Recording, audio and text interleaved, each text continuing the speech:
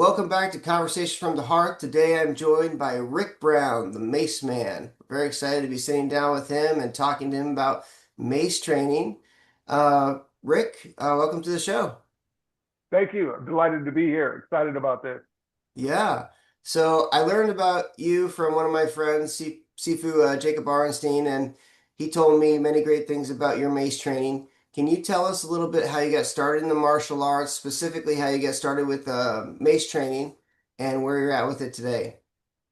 Well, as a younger man, I was in for 6 years in school. I was a wrestler, traditional wrestling, uh, and I did not have access to the best coaching. God bless my coaches, but they were smart enough to know that they were limited. So they really put a great emphasis on conditioning.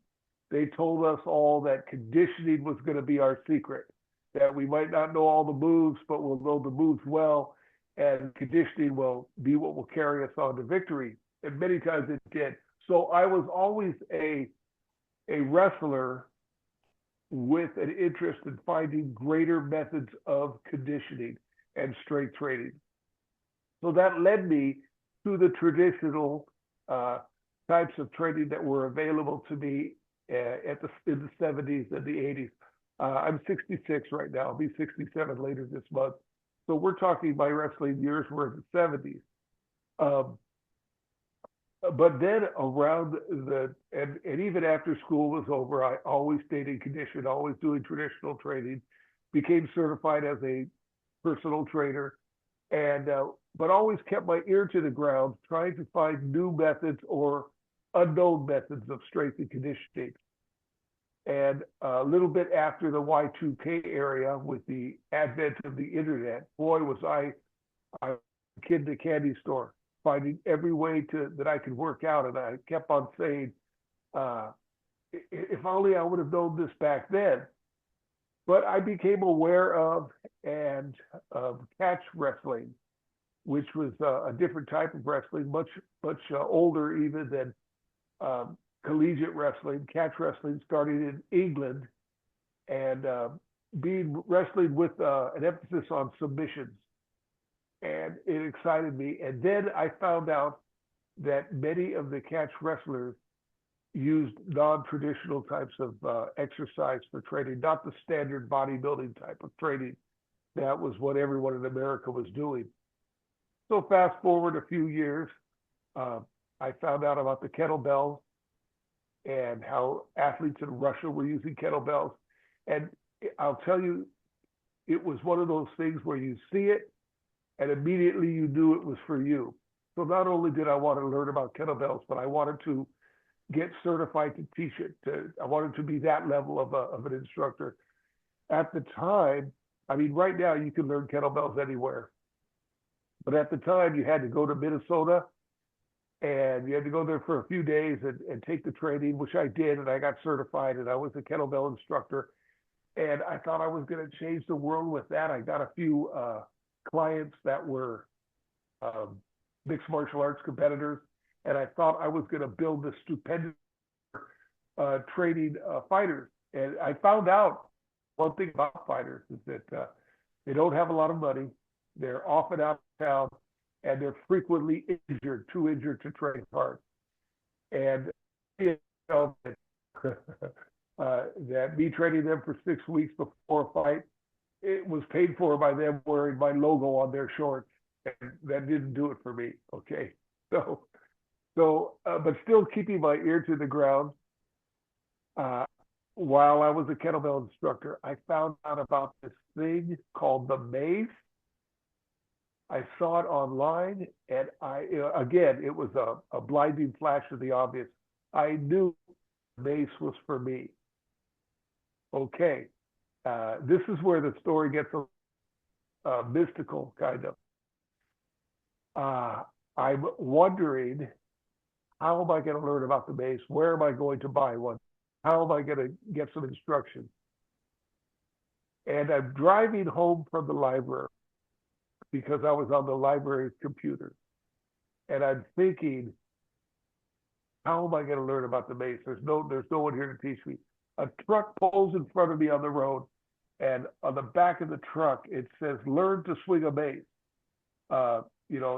Wrestling instruction and mace instruction. And I'll tell you, that sounds unbelievable, but it happened exactly that way. I flashed my bright lights, I honked my horn, I pulled the guy over, and wouldn't you know that in America at the time, we're talking 2004, one person was teaching the mace, and he happened to live in my city, 2 streets over from me. His name was Jake Shannon. Wow. He runs scientificwrestling.com, and I became his student right away. And I told him, I said, "Hey, the mace is incredible. I want to take this to the world." And he told me, "Yeah, that sounds nice, but I just don't think there's a market for it. It's such a small niche activity." And I said, "Oh, don't worry about that. I just found out this thing called the internet. I am going to tell everybody about the mace." And so I started videotaping some of my training sessions, videotaping some of my own private training, and putting it out there online. And I was still a kettlebell instructor, and one of my clients had a video production company, and he said, "I want to do a video. I want to sell a video on kettlebell training, and I want you to teach it." I thought, well, that's great. That's fabulous. So it was a company called Budo Videos. We put out this video called Kettlebell Basics. And if you see that, it's sold around the world, but now it's free on YouTube. Type in Rik Brown Kettlebell Basics, and you'll see it. The last chapter of that video, I showed one of my clients training with a mace. Now, this was around 2006, 2007, and people were accustomed to the kettlebell by then. And so I didn't get too many comments on the kettlebell. I got comments, "What is this thing called the mace?" And that's what I knew. Okay, I was already in my 50s then, so it was in California as a trainer. People already put me into the category of old man. I didn't mind that because I knew I had skills. But with everybody curious about the mace, that's when I decided to become Mr. Maceman. And I started training my private clients with the mace. It still took me a few years before I thought, boy, I could make a seminar about this. And it was a big risk. I rented a gym, I got insurance, I rented a videographer and a photographer, which is very important. And I advertised. I think it was a 3 or 4 hour seminar on mace training, and 18 people showed up. And I thought, wow, I think I have something here. And so I started doing seminars in the Los Angeles area where I lived at the time, from the Los Angeles to San Diego, Los Angeles to San Diego, and everywhere in between. And I was doing about one a month. And the attendance was pretty good. And then I got a call to go to Central California. And I thought, boy, this is incredible. People want to know this. And then I got a call to go to Albuquerque, New Mexico. And I thought that was it. I thought, these people are flying me out to teach the mace. It doesn't get any better than this. And a few months later, I'm at home. By this time, I've got a computer I didn't have to go to the library for a computer. I have one at home. And it's in the middle of the night, and I'm texting a guy, or a guy is texting me from his gym. And if I was talking on the phone with him, I would have heard an accent, but it was just text. And he said, "Mr. Maceman, we would like you to come to our gym and present your mace demonstration and your seminar." I said, "Absolutely, I'd love to be there. But if you're not in California, you have to fly me out." And he said, "No problem. We'll fly you out, put you up." I said, "And you have to pay my fee, of course." He said, "No problem." I said, "Where are you?" And he said, "Ireland." And I'm like, oh my goodness. This, long story short, I have made 5 trips to Ireland, 4 to the Republic of Ireland, and 1 to the Northern Ireland. And that just seemed to lead to Norway, multiple in England, multiple times I've been to England, Italy, uh, Norway. I mean, it's unbelievable. For I found this little thing. I developed some skills with it. I really love how it makes you feel and how it strengthens you. I sure wish I would have known about this when I was in my young years, but I'm making up for lost time now because I train with it all the time and I love how it makes me feel. So fast forward to today, I have an online course. I've done 67 public seminars, private certifications, multiple private certifications, and I'm still traveling. I've even been to Beijing, China, and in India, and 2 trips to Australia. So I'm looking forward to doing more and more. I found my calling in life. I'm delighted. I'm happy. I want everybody to know about the Mace and how it can help athletes and non-athletes. That's an amazing story. Um, and I think the next question I would ask is, how can it help improve your physical fitness? Okay. When somebody lifts a barbell or a dumbbell, it's balanced. It's perfectly balanced. And so you don't need too much balance to lift it. If you're lying on a bench and you've got a barbell in your hands, you push one direction. It goes up. It develops your strength. You put the effort in, you get the development back. Yeah, everything's good. Well, it's all different with a mace. The weight is on one end, far away from your hands, far away from your center, your spine. Uh, Through the weight is nowhere near as heavy as you would bench press, uh, but it's unwieldy. It's at the end of 3 or sometimes 4 feet. Uh, Many times when many times when I'm in a gym, people see a mace and they'll say, how much does it weigh? And I'll tell them, I'll say, 40, 50 pounds or 30 pounds. And they'll say, in their mind, they think a 30-pound dumbbell. And they know that they're big and strong and they can throw a 30-pound dumbbell all over the place. So it's not that impressive to them. But when I ask them to try it and they realize immediately the 30 pounds is way beyond what they could do, they're intrigued. They're either intrigued or if they're totally led by their ego, they'll dismiss it right away and go back to doing what they're doing. And that's no problem. I don't mind that. I'm quick to say that the mace is not for everybody. I wish it was. But if you're not willing to be humbled by 20 pounds, stay in the corner of the gym where you're bench pressing 200 and 300 pounds and have a nice day. I've got no conversation for you. But for those who are open-minded enough to realize that holding a 30-pound mace in your hand is like holding the leash of a tiger, that once you learn to control it, you now have grip strength, up strength, shoulder strength, and core strength that you never could have gotten in any other way to this degree. And that's why I adore it. It started in India as a tool to help wrestlers to develop the strength that they needed to grab somebody and throw them over their shoulders and throw them down. And that's why most of the movements kind of imitate that type of activity. I have no experience with the mace, but I was watching a few of your videos and things online in preparation for this, and it reminded me so much of the Chiishi, which is a traditional karate training implement. And I'd wondered if there was any connective tissue there or if you knew anything about the Chiishi.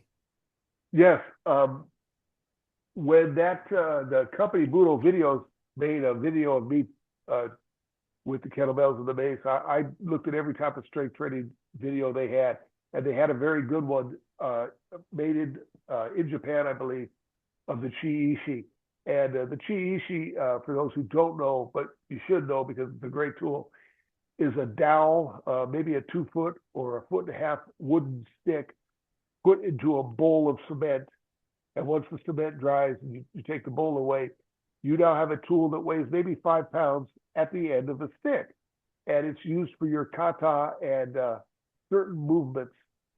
It's a tremendous help Uh, but in my opinion, or it appears to be obvious, the Chiishi is a small mace.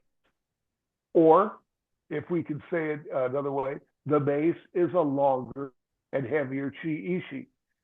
They're both the same principle. The same principle as a hammer. Okay, it's weight at one end, and you swing it. And the Chiishi is a great tool used. I believe it started in Okinawa, and it was used by it's still used by martial artists, by the good ones, and it develops great martial artists. But so does the mace. The mace having recently become a little more popular in the Western world. Now, I'm sure there are like a ton of exercises that you can teach us, and we're excited to potentially have you out for a seminar and show us those moves. But if you could boil it down to like one or two core exercises that you think are really going to fundamentally change people's fitness, what would those be? Well, a very perceptive question. Yes, there are a ton of exercises, and it seems like there's more exercises coming up every single day. That being said, I prefer to stick with the traditional movements that have been used for, well, let's say 1,000 years at least in India. And I've been to India. I've trained with many of the masters there. Uh, and no matter how good you get with the mace, they always bring you back to a handful of exercises. But I will break it down to just two because you asked me to. They warm up their shoulders with an exercise called the 360, in which the head of the mace travels 360 degrees around in front of you and behind you.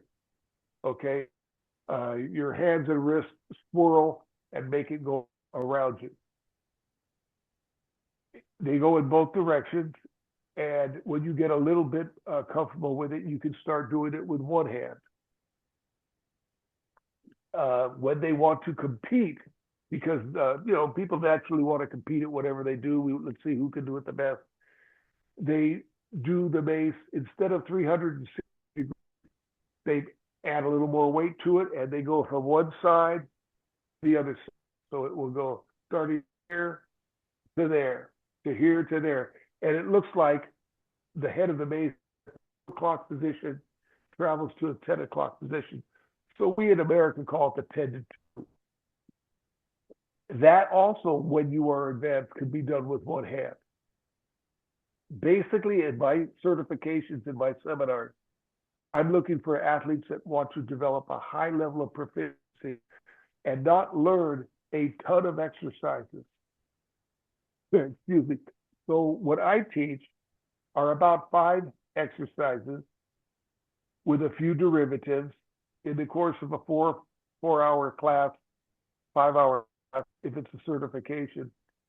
I will make sure people know everything about those moves, and they will learn to do it standing, seated, and kneeling. Surprisingly, some people are better seated and kneeling than they are standing. But if you have a weakness when you're standing and you get to where you could do the mace kneeling, that weakness usually goes away. Your body forces itself to correct or to fix the weakness. I like to go an inch wide and a mile deep with the mace. I cover hand care, prehab, rehab, troubleshoot. When people leave one of my certifications, not only do they know how to do, but they know how to correct and to instruct. And if I'm in a group of 20 to 40 people and I don't see enough people doing it wrong, because these guys have been doing the mace now for a few years, I will do it wrong and I'll show them the common mistakes that people do. And I'll say, hey, what am I doing wrong? How do you fix it? And over the 20 years that I've been doing this, I've developed some quick fixes for a lot of the common mistakes that people make with the mace. Hmm. So I'm sure a lot of people do underestimate the mace. You know, you said 20 pounds. I think that's nothing. But after making my own Chiishi multiple times and realizing that was way too heavy and having to scale down, again and again and again, I definitely don't underestimate it. But one of the questions I have is this something that you can do at any age? I mean, I know you're 60 some years old, but you also are an athlete and have been an athlete your whole life. Would you recommend this for some of my older students? Yes, I'm comfortable training people in their 70s, and I can't remember if I've trained anyone in their 80s, but I've had raw beginners in their 70s. It's really simple. What we do is we start them with a very light mace. It might be 4 feet long, but it probably weighs 3 pounds. I did a seminar in San Diego and about 2 years ago, and I was astonished because uh, my own 70-year-old sister came to the seminar, and I was so surprised. She had never touched a mace before, and I told her, I said, listen, Linda, let me give you a hint. Pick up the gray mace. The gray mace is 3 pounds. You can swing that all day and you won't be tired. And she's 70 years old with no weight training experience at all. I wanted her to have an easy time of it. But that's what I would do if somebody is older. And by and large, the biggest mistake people make with the mace is getting one that's too heavy. Hmm. Um, if you've never trained with a mace, I don't care if you're 30-year-old, strong as an ox. Start with 20 pounds, and that might be too heavy. But don't worry, you can always add weight down the road. Most strong people in America, at least right now, and in Europe, are comfortable using in the 40 to 60 pound range, and that's a strong person. Okay, there's no need to use that much weight if you're using the mace as an auxiliary to your martial arts training. You could be a good sized, strong, healthy man can get 99% of the mace's benefits with a much more moderate weight. 30 pounds would do 99% of the people out there. It would be their whole career with the mace. There's no need to go heavier unless you absolutely want to. It's similar to if an athlete wants to train with barbells and dumbbells. You don't have to bench press 500 pounds to improve your karate or to improve your taekwondo. You don't have to squat 600 pounds. That's a whole pursuit that's totally different. And there's no need. I find a lot of people in the mace community are in a hurry to swing 100-pound mace. And a few people, very few, are inching close to that. And if they get it, listen, nobody's going to clap louder than me. I'm happy for you. But I can assure you, there are skinny teenage boys in India that are doing much more than 100 pounds because they have been doing it for decades and generations. So there's no need to rush to a heavier weight. You're only going to um, risk injury. And if the base is done safely, there's no need for injury. So how do you know when you have the correct weight? How do you know it's too heavy or too light? Okay, get it. If I would start a woman off with 7 to 10 pounds, most women. I would start men off with somewhere between 10 and 15 pounds if they weigh about 150 pound man, 160 pound man. The guy's 200 pounds. Let's start him with 20 pounds. Um, and stay with that weight. Stay with that weight for at least a year. I tell people don't add weight to your mace until you could do the movements that I teach you for at least 100 repetitions. Here's the mindset. It's not like a deadlift, a squat, and a bench press where you put a heavy weight on there, you do it 5 and as soon as you can get to 10 times, now you add 30 pounds and you try to progress that way. That's not how this works. This is the strength comes to you by means of repetition. And when I mace, I was 22 pounds. It was 10 kilograms. And I stuck with that mace. I didn't add weight to that for myself until I was doing about 1,000 repetitions. So that took about 6 years. Okay. And I was delighted with that. Um, you have to remember that the doesn't just work your muscles. It works your tendons and your ligaments. and they grow slower than muscles. I promise you, if you have no history with a mace, I can teach you in 6 weeks. I can train your muscles that have them strong enough to swing a 40-pound mace in 6 weeks. But there's no way your tendons or your ligaments will be there, and you will hurt something. You will pull, rip, or tear something. So take your time. Be patient. Add repetition here.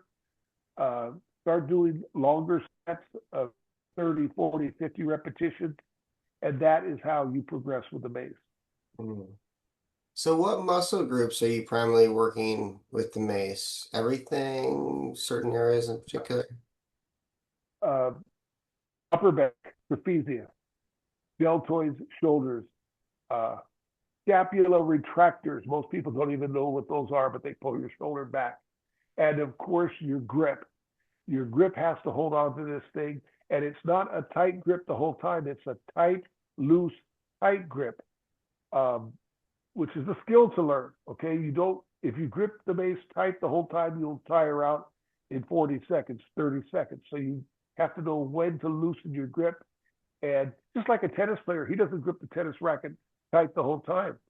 He would tire out. So he relaxes when he needs to grip it tight right before a shot.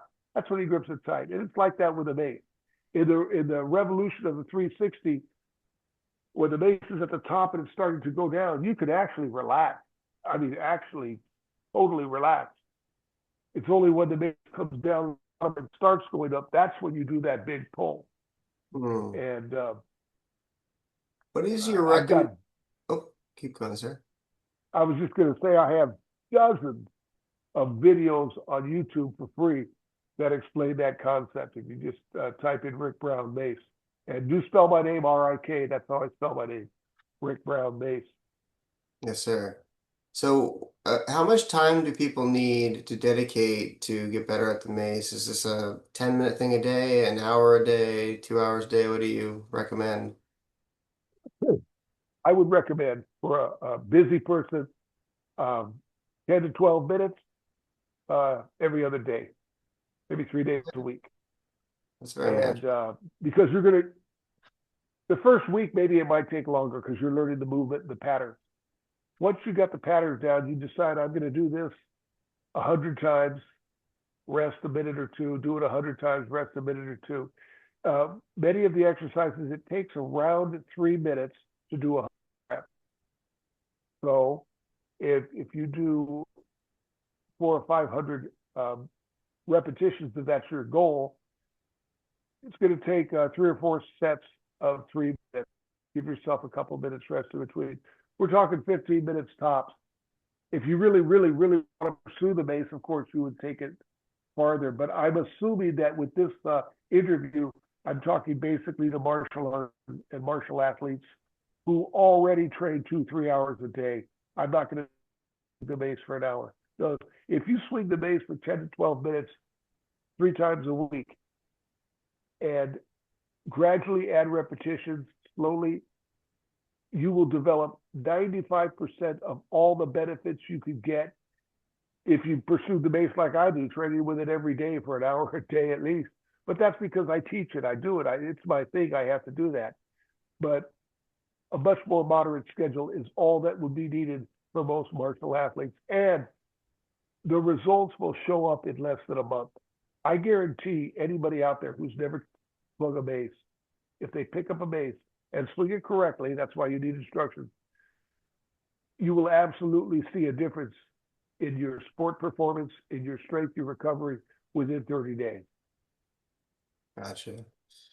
On those longer experiences where you are going for like an hour, are there any recommendations for how to keep the mace exciting, Um, or is it just a uniquely exciting exercise because there's a lot of variety going on there, a lot going on in your body?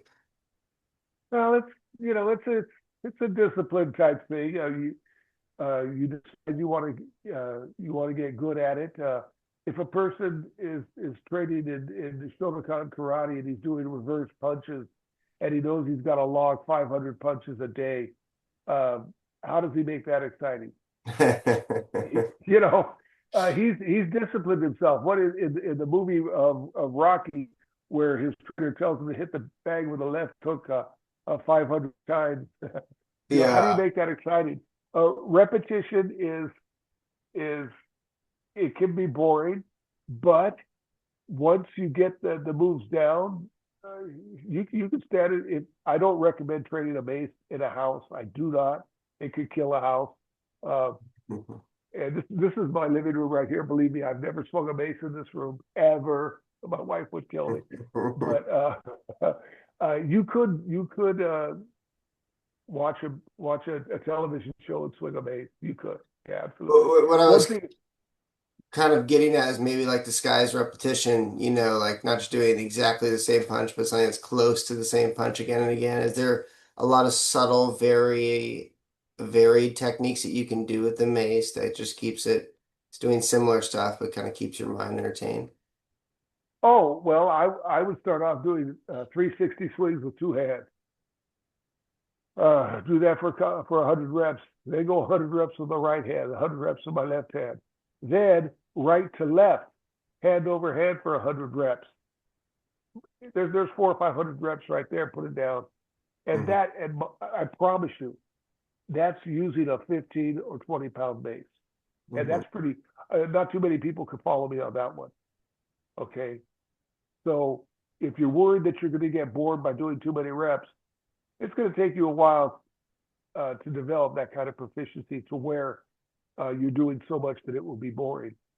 You know, Sure. I come from the '70s, and our coaches were always instilling discipline in us. Basketball players had to shoot 1,000 free throws a day. Golfers had to take 1,000 swings a day. There's just no way around it. It's a price you got to pay if you want to be great. I understand that most martial athletes already have a heavy training load. I would not ask them to do that with a base. 10 to 12 minutes every other day. Add that to your already existing workout, and you will do fine. Sounds great. So if we wanted to get a mace, where do you get these kinds of things? Okay. Um, when I first started out, there was only one or two places. It was really difficult.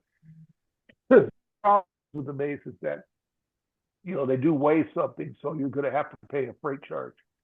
That is something that unfortunately people have to deal with. But you can go online, type in maces.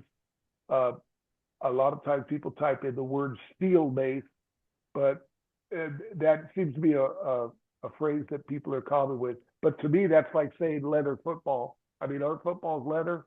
You know, uh, I would never buy a football by typing in leather football. I just would buy a football. So, but you can type in steel mace, you can type in mace. America has 5 or 6 companies that will sell a 10-pound starter mace. I'm not sure what the shipping would be. That would depend on where it comes from and where you live. Um, but I would say an investment of $50 would get you a 10-pound mace uh, most everywhere in America. Gotcha. Okay. I You, don't sell maces. I don't sell them. I've been approached by a few mace companies. I may in time decide to do that, but uh, right now it's just cheaper for everybody to get their own at online. yeah, you had mentioned before there was like the gray mace. I didn't know if you had your own line and did different weights for different colors and things. Oh That'd be cool. You should no, think. I've had maces custom made for me. I had one. I've been doing this a long time, and I was the only there was only one other guy doing it when I started. So I've experimented. I have a 7 foot long mace. I have maces that are water fillable, so that you buy one mace, That's cool. but the more water you put in it, the heavier it gets. So as you get stronger, um, you could use that same mace. And also working with sloshing water is a whole different experience. That takes a little while to get used to. But I have different sizes and types of maces that I've experimented with. And when people would come and train with me in person, uh, they have to get used to training with every type of mace that's out there. because I want them to be proficient. And if you learn with a standard mace, it's it's not like you're learning a whole new language. It's just a slight difference, slight variation that you have to get used to. It's kind of like if you could drive in a car here, you could probably drive in Europe. Okay, you're not going to have to learn to be on a different side of the road, but it's still driving. Okay. Yes, sir. Well, it's been a pleasure sitting down with you and learning a little bit more about the mace. I hope we can have you out to show us the details of these exercises because they do seem like they have a big effect on the fitness of our students. Any final recommendations or thoughts on the mace that you want to share with our viewers? Start slow, start light, and have fun with it. Uh, Yes. stay stay away from objects, pets, and people because remember, a steel ball is swinging around your head. Pay attention. Be careful. Yes, sir. Yes, sir. Well, it's been a pleasure. Thank you so much for coming on. Thank you. I've enjoyed it. If you enjoyed that podcast, please consider liking and subscribing to our YouTube channel, as well as hitting the notification bell.